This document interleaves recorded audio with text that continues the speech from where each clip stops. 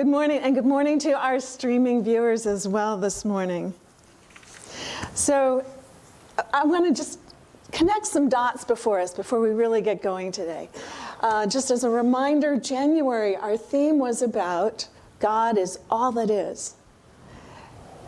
In every way, from every point of creation, every living being, even inanimate, all of creation is God in expression. And we refer to that as being all of the same stuff, right? Because there is that sort of theme of some recycling going on, and we'll get to that. And for February, our theme is humanity is God individualized.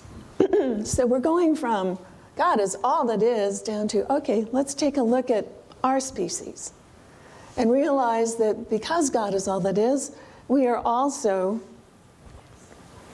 individualized expressions of God, and that is true of our species as humanity. Now today, what I'd like to do, or last week, what I stepped into was that in a good way. I stepped into it in a good way.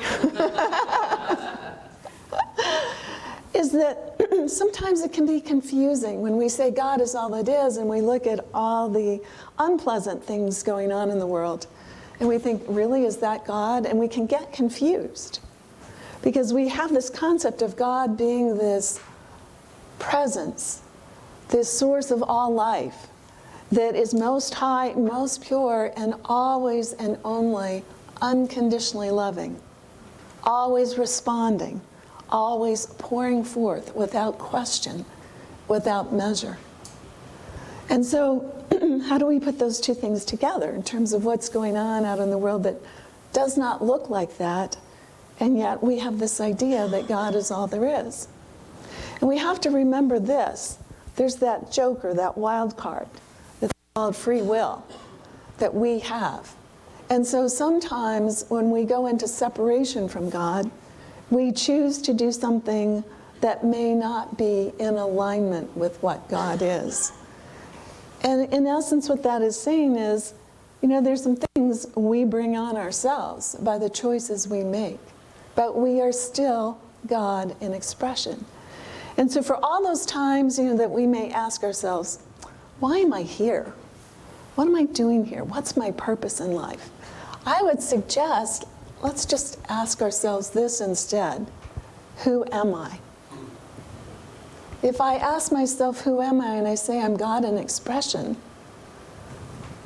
then my purpose and my why starts to become clear pretty quickly. Now, about the whole metaphysical teaching of science of mind, religious science, Ernest Thoms, and you've heard us say it many times, I don't know if this is still on or not, but it's simple. This teaching is simple, but it's not easy. And we all know that because we are together as spiritual community, aligned in this teaching. And I know that in our hearts, each and every one of us are wanting to live this forward all the time. But do we find ourselves doing that? Every one of us gets challenged at times. And we sort of slip out of that alignment. We can slip into separation. But we can always come back. And that's what we aspire to. That's why we come together, because we celebrate this together. We encourage this with each other. We stand together and help each other. Say, yeah, oops. That time I stepped in it in not such a great way. But I can pivot, and I can remember, and I can come back to center and do this a different way. So some of these concepts about change your thinking, change your life, that thoughts are things, go back into ancient human history in various spiritual traditions. And there's another source of spiritual tradition in science of mind. Ernest Thoms was very much an advocate of the teachings of Jesus and called him our master teacher. And there is a phrase, there is a passage in Corinthians about being one body. So when we think of God is all that is, and that's all of creation, there is the physical world, earth plane, cosmic creation, that the substance, the form that we are, is all of one substance, right? Yes. We are all composed of that. So even though we look different, even though we have different personalities that have come forward from our experience, underneath all of this, we are all of the same substance. And we're still getting our heads wrapped around this. And sometimes when we get wrapped around it, we sort of lose track of it. It's, it makes sense today to us, and yet sometimes it doesn't make sense. We forget that. We forget that when we look at the surface of things, when we look at conditions, we forget that we are all of the same source and all of the same material. We focus on what looks different, and then we start to make stories about that. And then that story becomes a reason to say, oh, well, because you're different, I can treat you differently, right? That's known as othering. And we talk about that in more detail in the Love in the Face of Hate workshop.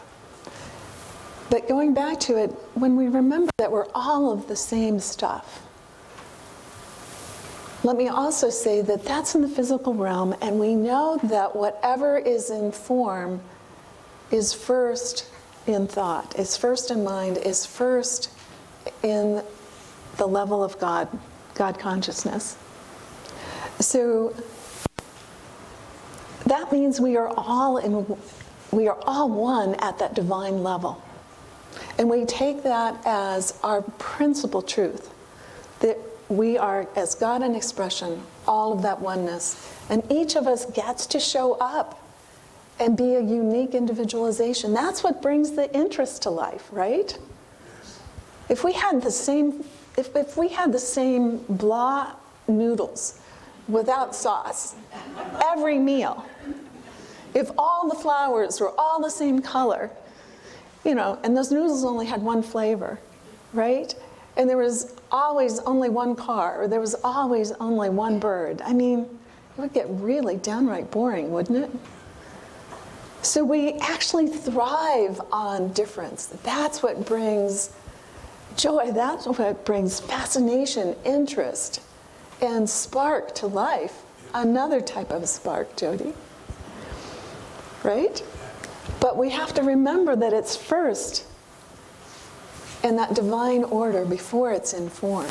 And that's true of us. And we call that an equivalent. So that means we are all one at another level, not just physical, but we are all one in spirit. And so going back to this passage in Corinthians, it's where Jesus is saying to a group or to his disciples that we are all of one body. And it's interesting because in that passage, and if you go and look, there's so many versions of the Bible, it gets worded differently.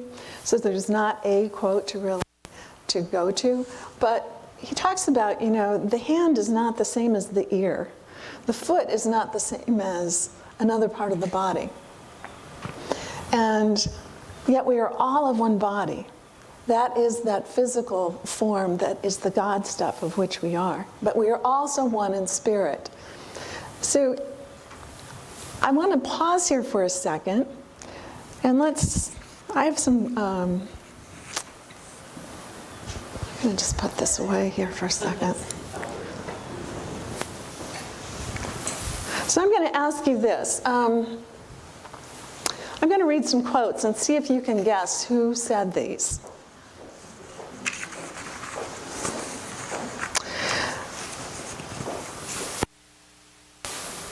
The highest possible stage in moral cultures is one when we recognize we ought to control our thoughts. Do you want to hear it again? The highest possible stage in moral cultures is when we recognize we ought to control our thoughts.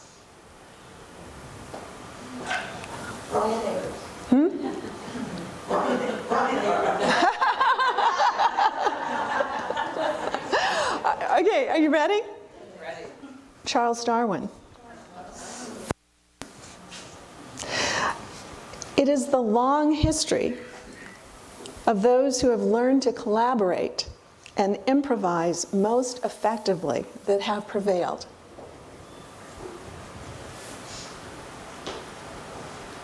You want to hear it again? It is the long history of those who learn to collaborate and improvise most effectively have prevailed. Charles Darwin. It is not the strongest of the species that survives, not the strongest of the species that survives, not the most intelligent that survives. It is the one that is most adaptable to change. Charles Darwin. And one more. This is a longer one. As man advances in civilization and small tribes are united into larger communities, the simplest reason would tell each individual that he ought to extend his social instincts and sympathies to all members of the same nation, though personally unknown to him. And this point being once reached, there's only an artificial barrier to prevent his sympathies extending to the people of all nations and all races. Charles Darwin. Now, what's interesting is that the Western culture has, and especially in our culture, we have so embraced this idea of survival of the fittest. Because, man, we feel strong. We want to be the last person standing, right? We want to be at the mountaintop. And when we embrace that, let's do some of that othering that I was talking about earlier, right? Because we sort of think, well, you know, if you're not as strong as me, well, you know, you don't deserve to survive, right? You don't deserve to prevail. And it sets in motion all of these underground, you know, sort of subconscious beliefs that we've carried. And it's filtered into our economy, it's filtered into every aspect of our life, this idea that it's the strong that survive. But what can be stronger than faith and being aligned with God? Let's not confuse it, though, because Darwin also very much emphasized collaboration and really understood that when we collaborate, when we work together, when we're adaptive in our collaboration, that's when we change. That's when we can come up with something new that works at the group level, not just the individual level. And that's the way that things go forward. I'm not here to sell evolution, although evolution is, if you study science of mind, there is a component evolution in our teaching. The difference being that instead of believing, as Darwin did, that evolution built intelligence, we believe that it's intelligence that is behind evolution and ever more fullness of understanding and expansion and transformation. But let's go back here for a second. So we have this Western idea that, you know, it's the strongest that survive. And boy, are we wrapped around that. And we use that to justify so much in our lives. And yet, when we look deeper into Darwin, we find out, whoa, there was really another component here about survival that we just typically don't hear because it doesn't fit into that idea of being the strongest. There's a whole nother aspect of what's at play here. And we continually find that. You know, metaphysics is really ancient, but when we combine it with quantum physics, which is relatively recent, we find that they're basically one and the same. And that even at the quantum physics level, thought is intentional and it has an impact on what comes forward. So let's look back at ourselves and our cultures and the way we treat each other. Because if we are all one with all creation, God individualized, then that which is true of God is true of us. When we look at the qualities of God, that is true of us. And then the next question is, how do I put that into play? So one of the reasons I say that this is recent and we have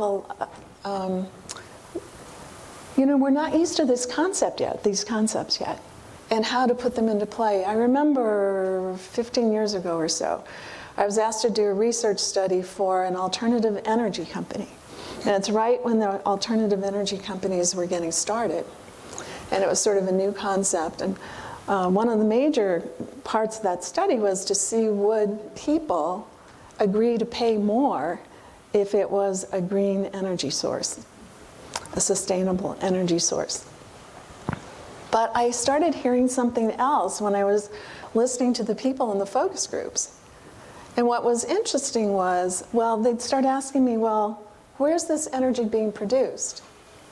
So let's say the focus group was in Pennsylvania, and the energy source that was a green energy source was in Ohio or someplace else. And they'd say, well, forget it. If it's not being produced in my state or in my county, then I'm not interested. And that whole idea that green energy supports everybody's well-being, and it can come from across a boundary, of a state boundary. But there was this locked-in belief that it's more, it has to come from my location, from my tribe, from my alignment, rather than knowing that we are this really fluid realm. Even though everything looks physical, it's really fluid. Even though we look at a map and there's all these carved up nations and boundary lines and so forth, does the earth recognize those boundary lines? I don't think so. Do our hearts necessarily know those boundary lines? Do migrating birds know those boundary lines? Do animals know those boundary lines? No, they don't. It's just that we've taught ourselves that there are these boundaries and they make some type of difference to us. And I think of John in the song Imagine. There's a phrase in there, imagine there's no countries, if you can, right? So I invite you all to come back to this place in which we say, we are all of the one. We are all one, period. Even though we look different, even though there are different species, we are still all one. The water that we drink, it's a closed system that circulates through every place in the world. The food that we eat is of the earth. That is, may vary in some qualities of soil, and yet that too is not necessarily divided apart from us. And so let's think from the heart level. Because if we are all of the same source of God in expression, and God is love, unconditional love. God is always giving of itself, and that is a concept that we count on. Our hearts open. And what do we enjoy more than a hero that has stood up to some injustice?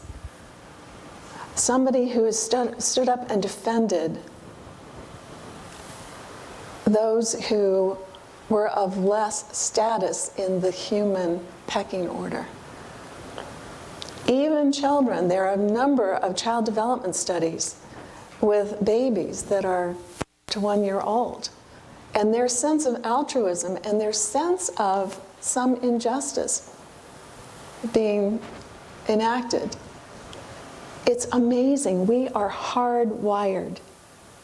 Our body is in a harmonic state of being when we are in alignment with God and when we are in that heart space. And so let's choose to move into understanding that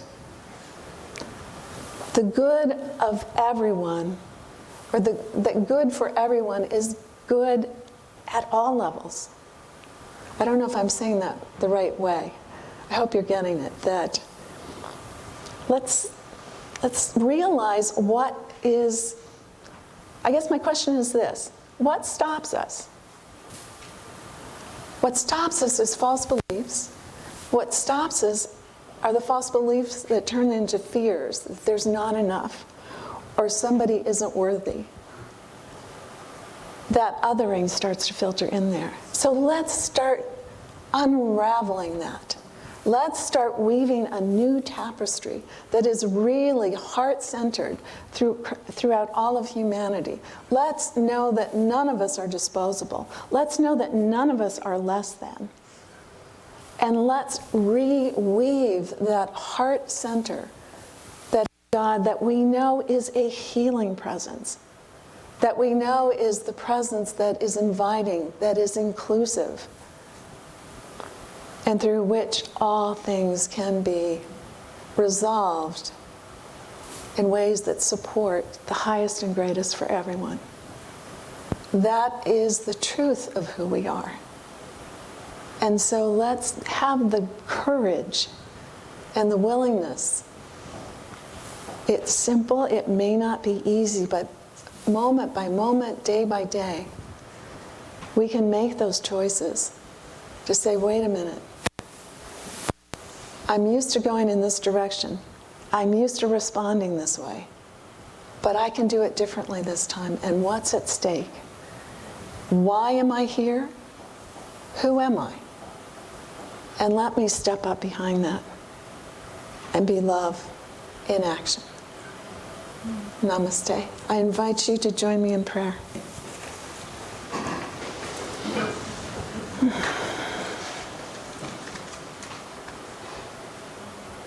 In oneness with the One, that perfect power and presence that is everywhere present in every moment, in every condition, in every situation, and everywhere active, to the extent that we say, yes, God is here, I am God in expression, and I call on God to be present in me, as me, with me, through me.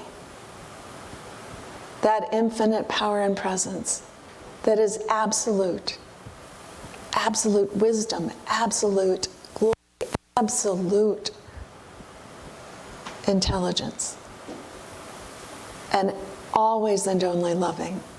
That presence is who I am. That presence is who we all are. And from this point forward, I am calling that out. I am calling that into being. I am calling that into how and I speak for all of us, how we choose to go forward and be present and be in relationship and be in interaction and be in our choice making and be in our feelings and being in our iteration in every moment. Yes, it is our spiritual evolution at stake here. And we are up for it. That's what we are about. That's who we are.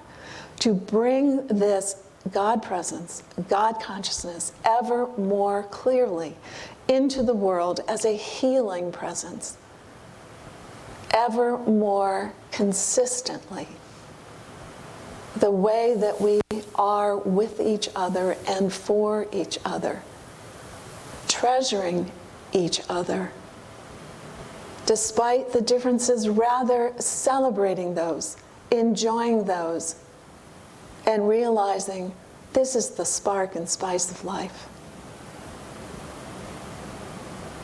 Trusting, valuing, loving all of creation. We are this God presence, this healing presence, this loving presence. And I know for each and every one of us, we are guided. We are supported in doing this. And just as a child may stumble before it learns to walk, we will get there, moment by moment. We bring this forward. This is our gift to the world. And gratefully so, we say yes. Yes, I'm ready. Yes, I'm willing. Yes, I believe. And my belief, this new belief, is stronger than all my fears. And so I let this be. And so it is.